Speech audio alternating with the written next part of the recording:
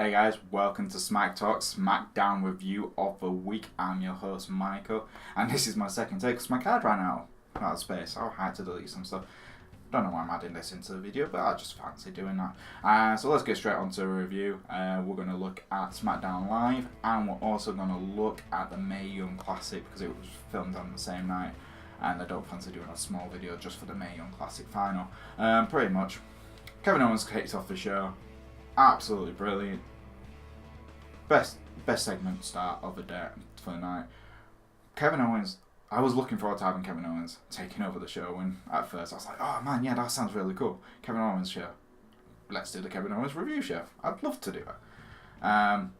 Kevin Owens said, telling everything he was going to do when he takes over the company. He's going to change this, he's going to change that, he's going to get rid of Sami Zayn, he's going to get rid of the Fashion File. Loved it. I absolutely found it entertaining as hell. Daniel Bryan comes out. Well, no. Dolph Ziggler comes out at first. Everyone's like, oh, Shane's back because he played Shane O'Mac's music. But no, it's Dolph Ziggler pretending to be Shane O'Mac. Kevin laughed. Dolph laughed. The fans got annoyed. And, it was a great tease. It was an absolute great tease. And Kevin kept on mouthing off. And then Daniel Bryan comes out and says, look, Kevin, you're not in charge of the show tonight. I'm in charge. Vince McMahon's got something to tell you tonight, and trust me, you're not going to like what he's got to say. Kevin looks a bit annoyed, walked off stage, out of the ring, and Daniel Bryan, and that was the end of the first segment. It was a really good segment. Daniel Bryan, he's good at being that, sympathetic authority figure. Still gets massive pops wherever he goes. That's great. Kevin Owens, entertaining as hell. Always fun to watch. And it just made me excited to see how the Vince and KO's one-to-one would go in the ring, and I was looking forward to that. Then we had our first match of the night, which was the United States title match. Ty Dillinger takes on AJ Styles. Absolutely fantastic match. AJ can get the best out of everyone, it feels like.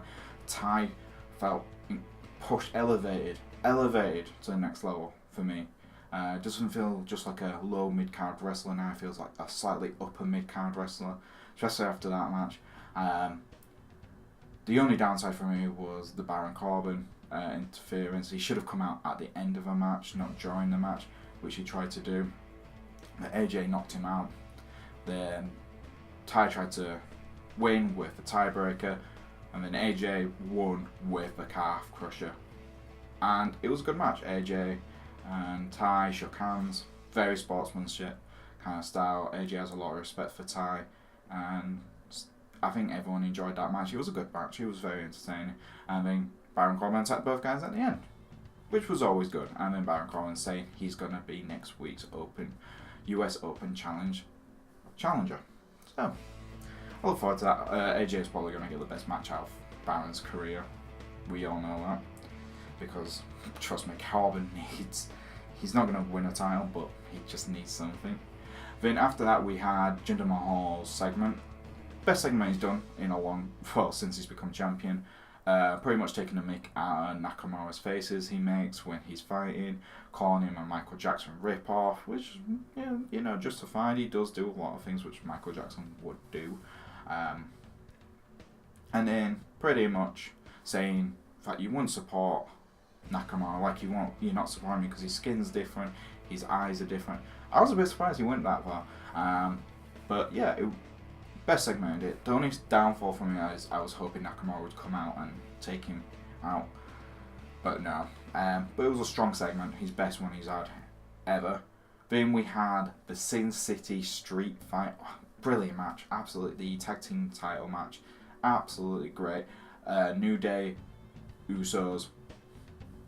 They are the best tag teams in Raw and SmackDown right now. They're just that entertaining. I know I like Ambrose and Seth on Raw, but just pure skill, talent, tag teams, these two are the best. You just look at New Day and you just go, yeah, they can sell much and they can wrestle really well. And then the Usos are great heels and they play that great heel momentum well. The New Day won, making them the four-time tag team champions now. I don't mind that. one more match at Hell in a Cell, and then hopefully we can move on to new challenges, bring some more fresh blood. Hopefully it will be someone I'll be talking about, a tag team I'll be talking about later on, just because it's exciting to see how these two tag teams will interface. Then we had the women's SmackDown women's title match, Natalya versus Naomi. A much better match what we got from than what we got at SummerSlam. Naomi had complete control of the match as per. Natalya did very well. Again, Natalya's she's a veteran now. She knows what she needs to do to get a very strong match.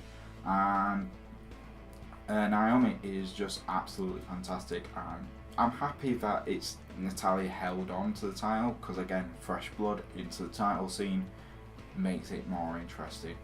Not having the same women holding the title all the time is always good. And then we had Carmella on commentary with Ellsworth wearing a dog collar. Yeah, didn't care about that. Then Carmella and Ellsworth got involved. It looked like they were about to jump Natalya when she got out of her, when she got pushed out of the ring. Then Naomi jumped out, took Ellsworth and Carmella, smacked Ellsworth in the face. I enjoyed that. And then Natalya pushed Naomi into the steel girder, pushed her back in the ring, sharpshooter, wins. She's a heel, she can cheat like that to win it. And like I said, it was a much more entertaining match than what we got at SummerSlam. So it's more of a positive and a negative at this time. Then we had probably the worst segment of the night. We had Dolph Ziggler. I keep saying that. It's anyone else but Dolph Ziggler. Come out again doing his stupid entrance things. I'm not going to really put much time into this. Let's just say I don't enjoy it. Dolph either needs to go somewhere else, go down to NXT, or go to another company like Ring of Honor or New Japan, because right now he's not being used at WWE. Right, he's boring me with these crappy ass opening segments, and he's just better than this, and he knows he's better than this. Then we had Benjamin and Gable take on the Hype Bros. A very open and shut match, really. Benjamin and Gable won, which was a great match for them. It's still building this team. This is the team I'm hoping will either take on New Day or the Usos. Is Gable and Benjamin, because like I said, it's so shallow right now, and I think they would be good enough right now to go up and try and take the titles. The only real talking point for the match really for me was after the match, after the Hype Bros got beaten, Mojo went to shake their hands. Zack Ryder just walked out of the ring. Annoyed. Is Zack Ryder getting him turned heel? Yeah. Turn him heel. He needs it. Get rid of the Hype Bros. I know I said that the tag team division is already shallow enough, but with how the Hype Bros have been booked and they haven't really done anything for a long time, it's about time they just get Zack Ryder. He's already been a singles champion at one point. Just let him go, let him turn heel, let him actually do something, because the Hype Bros aren't as big, aren't got any momentum now, and he needs something else now. Zack Ryder needs to get out and do something, because I'm a big fan of Zack Ryder and I want him to do something. And then we had the Kevin Owens and Vince McMahon segment. Brilliant. Vince McMahon. I said before the segment, but a few days before, I want Kevin Owens to beat up Vince McMahon, just because it would be great. Vince McMahon is still a heel in my eyes, and Kevin Owens being the crap out of him, it was fantastic. Entertaining as hell. Both guys just worked hard. Vince had a bust head, which was very interesting, and then Kevin beat the crap out of him, and that was it. And Vince promised he wouldn't fire Kevin if he attacked him at McMahon. Mistake there. So yeah, that was SmackDown Live review. I hope you guys like our videos. Please like, subscribe, and follow me at Twitter at Boise88. And yeah, I'm going to quickly go into the Mae Young, so I'm going to add a sound effect here. Ding ding, or something like that. extra. This is an extra part. Wow, what a match! Mae Young Classic final was absolutely fantastic. I'm not going to spoil it for you, but if you haven't watched it yet on the network, watch it first. I'm just going to say best match of the night came from this tournament. Entertaining for both women. They did really well, and they took over the show again. But yeah, that's a quick review of the Mae Young Classic. I know I said I was going to get into it, but I don't want to spoil it for anyone.